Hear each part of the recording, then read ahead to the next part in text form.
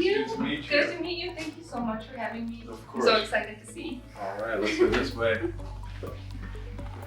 The way I like to start things off is, I've already read your history. I've taken a look at your testing results, your scan results. So I already have that. Okay. But I just want to get a sense of your goals, kind of like the why now. My goal, I think, is to be able to shine as bright as possible, but I feel like with the things that I struggle with, I feel like sometimes it's hard for me to shine as brightly as I want to and help as many people, because I feel like, which I'm sure we'll get into, I'm always like struggling between like anxiety, OCD, or depression. And so I feel like I'm constantly swirling between those three. And so it's hard for me, I think, to live up to the full potential that I can and help as many people as I can with my platform when I'm struggling internally with things. I love that. The idea of being able to shine as brightly as Absolutely. you're capable of, right? And Yes. then you want that for people who are watching this too, people that you influence too, to be able to have that goal. Absolutely, yes. That's cool. That's cool.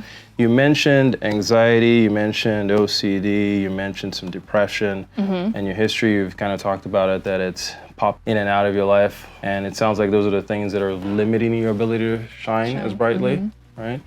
Where are you at with those right now? How bad are they? I think ever since the pandemic hit, it's been harder for me, especially like being on the platform and just swirling between constantly, like I'm always either anxious or I'm struggling with like something obsessively, or I'm kind of like depressed, like between those three. And I feel like ever since the pandemic hit, it's been worse, but I think it's something I've struggled with, one of those three things, since I was young.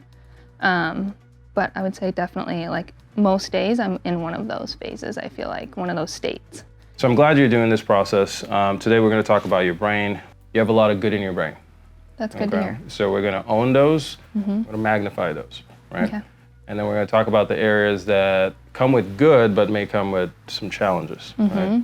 And those are the areas that we'll need to massage and maintain a little better.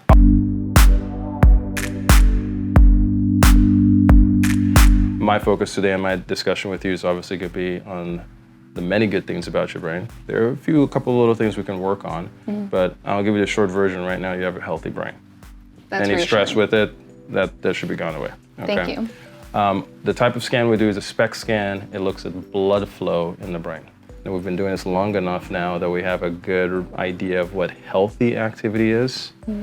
If you fall within that range, you're less likely to be complaining of symptoms. If you're outside of that range, whether it's too high or too low, then you're more likely to complain of symptoms. And it doesn't even automatically mean you're gonna have symptoms. It just means you might need to be better at coping, or you might have to come up with strategies to manage whatever that slight difference may be. Okay. Okay, sound I'm good? excited. And before I show you yours, I'm actually gonna show you healthy. Okay. All right. And the reason that's healthy is that it's relatively smooth, relatively even. No big significant holes, divots, or cracks. Okay. Holes, divots, and cracks just mean decreased blood flow. Okay, it does not literally mean the individual would have a hole in their brain. That would be scary. They wouldn't feel that good about it. So I try to emphasize that point. Okay. So we want it smooth and even here. And let's see how yours looks. Oh boy. All right. Well, So I thought it was gonna be more holy. My husband said it was gonna look like Swiss cheese. no, that is not nice. Not nice. Yeah. You got some small little, bumps, we'll call it. Right? So you do have what we call scalloping. Okay. We'll talk about what that can mean. One part you might notice the most is this one here. That's the temporal lobe. Seems to be less decreased in activity, right, over in the average healthy scan. What is the temporal lobe good for? So good question, very good question. Actually, this one is going to be pretty important for you. So you do have a small bit of reduction in activity there. And let's actually talk about why you may have that activity reduction, and then we'll talk about what the temporal lobe does. Okay. So first, your scan for the most part looks really good. The health conscious part of you that was like worried you were going to have something awful. Yes. You don't I have thought I something was awful. gonna have holes. No, you don't have something awful. That's awesome. For the most part, it looks pretty good. Some of this you can even potentially smooth out by some mild dietary changes. I know you eat pretty well, right? What you said, 80-20? I would say, yeah. Yeah, Sometimes it's a little less. Yeah. So when I see scalloping, I think of maybe there's been some inflammatory process in the past.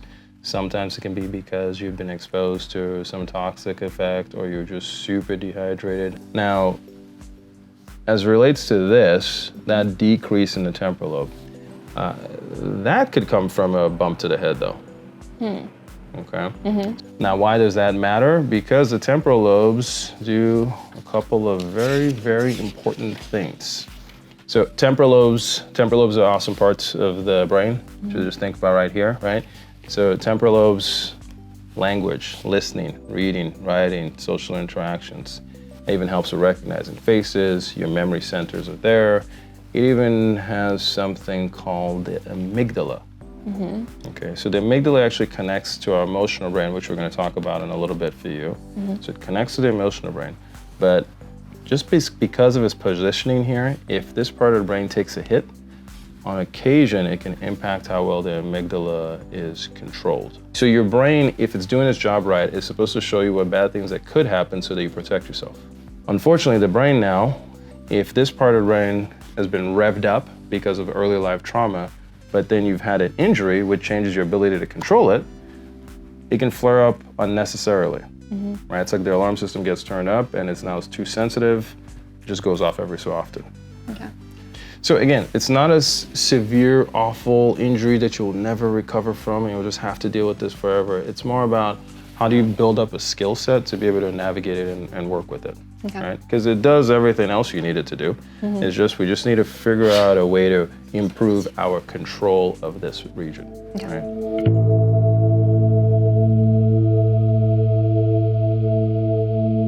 So colors matter on this one quite a bit. This is the limbic or emotional brain, right?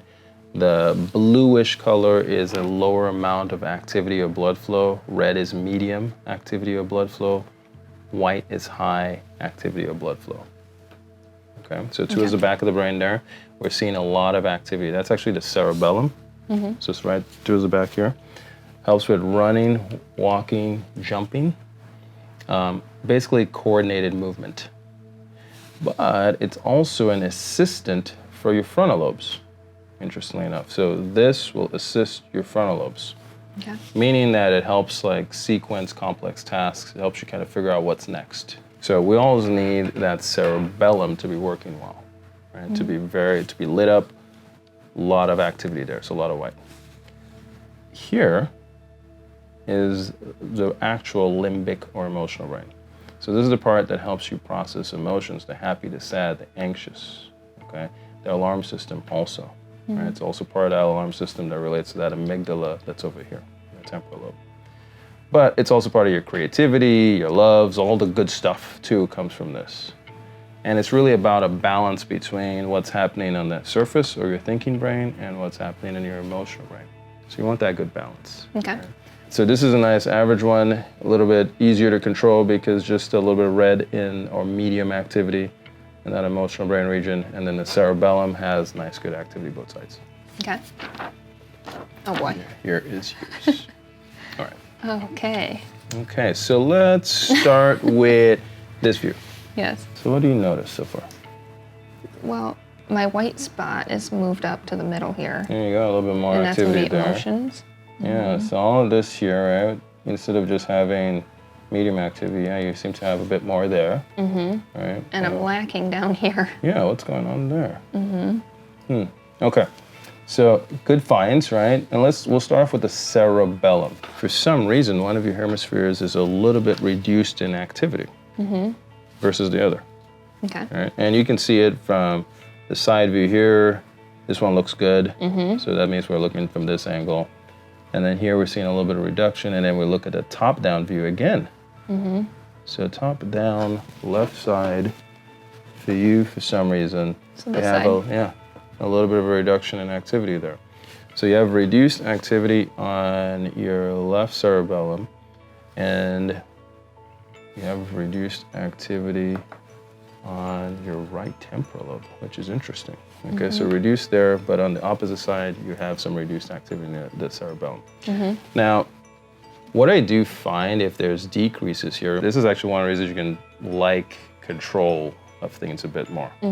Separate from just standard OCD kind of thing. It just makes you feel better. when things are where they're supposed to be, when things are organized, when things are planned, you don't have to go about trying to figure it out on the spot. You're gonna feel more overwhelmed in the context of when things are randomly thrown at you. So if you had a plan for your day and this is how it's gonna be, and then Bryson says, hey, well, let's go do this, it might be fun, you can do that, but if there are too many of those things that pop in there, your anxiety level suddenly goes up. I tend to see these in my creative and analytical clients. Okay, so it's not a necessarily bad thing to have, but it does need to be channeled into something. Okay. Because otherwise it starts looking for problems to solve. For instance, all right, so anterior cingulate, its job is to find errors. Okay, so find the issue, find the problem so that you can fix it. It also likes to find patterns to predict. All right, so if it finds a pattern and you're able to predict it, gives you a little dopamine, you feel happy. Okay, so if things go the way you planned it, you feel better. If you have too many unknowns, you can't predict it, starts in a way to generate anxiety. Right? If it's imbalanced, it can let things go. So it tried to solve a problem and it couldn't, it let it go. It predicted something, it didn't work out, should let it go if it's working well. Now, for the most part, you may do that most of the time, but there are gonna be times where you're gonna get into something called excessive error detection. You're finding too many problems either in self, in others, in the situation. Your brain's just kind of like finding them, right? Now, you're good at solving things, but over time, you get tired, right? So if you get into excessive error detection, on occasion you can get stuck, you can get inflexible, you can worry, you can overthink the issue a bit more. And yes, sometimes people can get into some obsessive stuff, some compulsions too with this, okay? Yep. That's Right. me to a T. Yeah. And I think that's too like why I like to work so much, because then I have something to focus on. Exactly, right? So it's your, and I love using this term, I've used it before, it's your superpower. It pays the bills, literally, okay? So it's not automatically a bad thing. It's just finding ways to turn it off. Yeah, okay. So that you can turn off, so that you don't have to like just still be working Constant, yeah. constantly, right? Which is gonna make you tired, right? Physically, mentally, emotionally, Yes. all of that.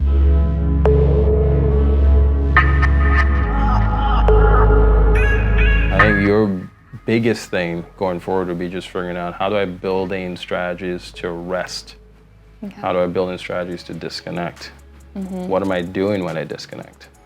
I think you're still gonna like to do something, that's your brain type, so it might be some crafting thing or whatever, or playing a musical instrument or something, or drawing or painting or something. I even have clients who get those coloring books that are just color by numbers for like adults or Yep, whatever. I have those. Yeah. I like them. I like to color. Yeah, no, it's a spectacular tool. You've done a really great job of taking care of yourself and taking care of your brain. Thank you. I think there are little points of tweaking that can continue to support it and help it move even further so that you can continue to shine as brightly as you would like to, but not only for yourself, but for the people you influence, the people you love, the people you care about, the people you're going to continue to support, the businesses you're going to continue to build. And it's just going to be about how you continue to take care of yourself. Awesome. All right, good. It's been a pleasure chatting with you, talking to you, being able to share your brain scans with you. Thank you so much. And you're very welcome. And it's always nice to share a nice brain. Yes, I like that. Thank you so much. Of course, of course.